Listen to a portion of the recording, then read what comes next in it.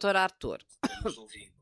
Olha, a participação de terceiros, das outras pessoas que estavam lá, ela deve ser analisada de uma forma não tão moral, mas legal. Quem possuía, de fato, o dever legal de respeitar todos os protocolos de segurança e colocar na garota que veio a falecer todos os cintos, todas as cordas, seria a própria equipe. Os terceiros que estavam lá, eles não têm essa responsabilidade. E pelo que ficou perceptível também, eles só viram que ela não estava amarrada à corda já no momento do salto. Então isso exclui qualquer responsabilidade deles. Deixa eu fazer uma pergunta que eu acho que é a pergunta que muitas pessoas têm em mente. A GoPro dela ainda não foi encontrada, né, e a gente entende que essa GoPro, ela começa a gravar um tempo Sim. antes. Sim, A pergunta que eu lhe faço é, se ela tiver e eu acho que o mais importante na GoPro talvez sejam os áudios, né.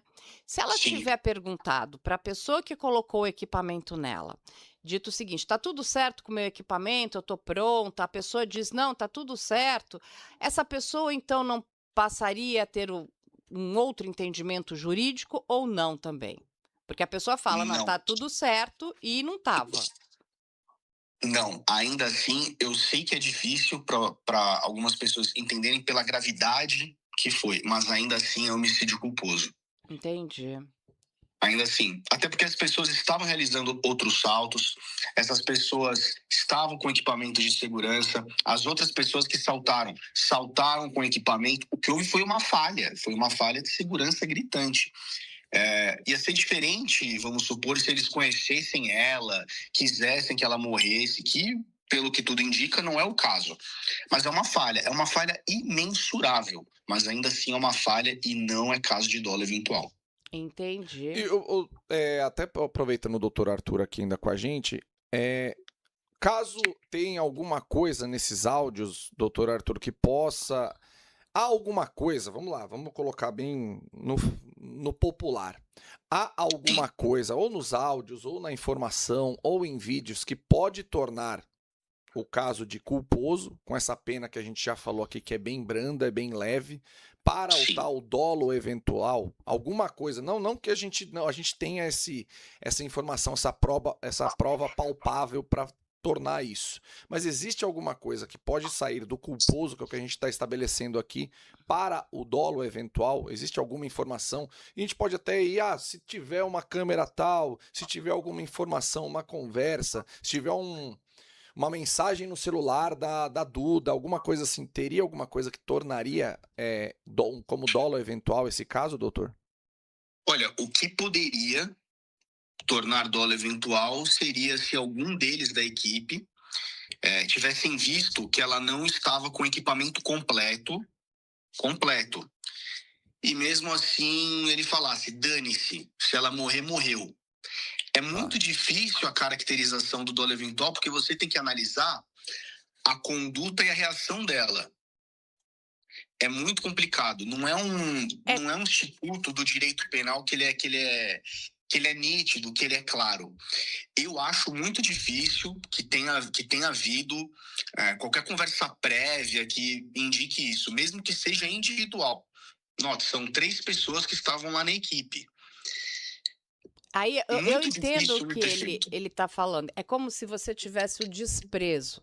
Então é assim: "Ah, eu vi que ela não estava com corda e dane-se, se ela morrer, morreu", entende? Então você tem porque aí você começa de fato a até desejar, né, porque ó, não sei, se morrer, morreu, é isso? Isso, exatamente. Aí que tá a diferença, Luigi. No homicídio culposo, eu tenho danou-se, ferrou-se. Nossa, você põe a mão na cabeça e você fica desnorteado. Inclusive, uma das coisas que a defesa desses jovens pode alegar é a própria declaração da delegada que disse, eles estavam desnorteados quando Entendi. vieram à delegacia. Uma pessoa que é indiferente quanto ao resultado, ela não está desnorteada. Entendi. Exatamente. Não foi algo desejado ou tratado com indiferença. Aí que reside. É uma diferença muito sutil, e que tem que ser analisado no caso concreto. Teve inclusive um caso aqui de São Caetano, ano passado, inclusive, que a Record cobriu muito, de um jovem que estava atravessando a Avenida Goiás, depois de uma aula da faculdade. Ele era inclusive estudante de Direito, Brendo, e ele acabou atropelando duas garotas que estavam atravessando fora da faixa e no sinal vermelho.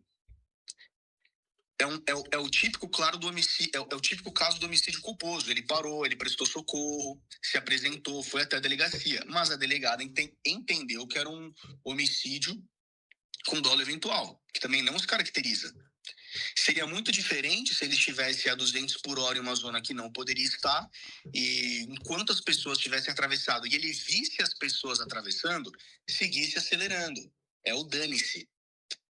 Essa é a palavra que diferencia, em termos gerais, o dolo eventual da culpa. E aí, Arthur, uma outra pergunta que eu acho que essa é bem pertinente, porque a gente vê essa ponte degradada, ponte que não, a gente não pode nem chamar aquilo de ponte, porque ela não leva nada a lugar nenhum, não é? É uma porcaria que está lá largada, que foi usado dinheiro público, dinheiro dos nossos impostos, completamente também irregular. Nós conversamos aqui com uma vereadora que diz que já alertou inúmeras vezes a União o perigo dessa ponte. Várias pessoas ou já se acidentaram, já se machucaram, ou inclusive usaram essa ponte para autoextermínio. E a União não toma nenhuma providência, falou, não, vou devolver isso aí para a prefeitura, vou dar isso para a prefeitura. A prefeitura já deixou muito claro que não tem dinheiro, inclusive, para finalizar essa obra. E quando a gente vê o quanto ela está degradada, né, gente, não é só finalizar, ela precisa ser restaurada. É muito mais dinheiro, é dinheiro em cima de dinheiro sendo jogado fora. Qual é a responsabilidade da União? Olha, total, em termos penais, eles não podem ser responsabilizados por homicídio. Mas eles com certeza terão o dever de indenizar. Com certeza. Inclusive, eu vi que toda a prefeitura, até por intermédio ali do prefeito Murilo Berbete também, eles oficiaram a União diversas vezes. Diversas vezes. Mas isso ficará adstrito em uma seara civil e administrativa. Eles não podem ser responsabilizados pelo que ocorreu, porque quem de fato foi o responsável são as 3 pessoas da equipe de segurança. Agora, em uma seara civil, administrativa, a União sim terá um dever de reparar diversos danos. Mas é uma loucura isso, né? Porque assim, eu entendo, né? E eu tô puxando essa conversa, porque a grande maioria da sociedade tem muita dificuldade de entender isso. Sim. Porque olha só, aquilo deixou. Olha o tamanho do problema. Né? Exato. Que se fala assim, mas cada um sabe o que faz da sua vida. Não é bem assim, né, gente?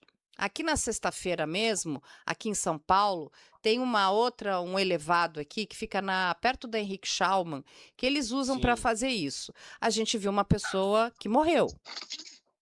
Então, assim, isso acontece toda hora e tá tudo certo. Tem uma no Sumaré ali, né? Exatamente, ali.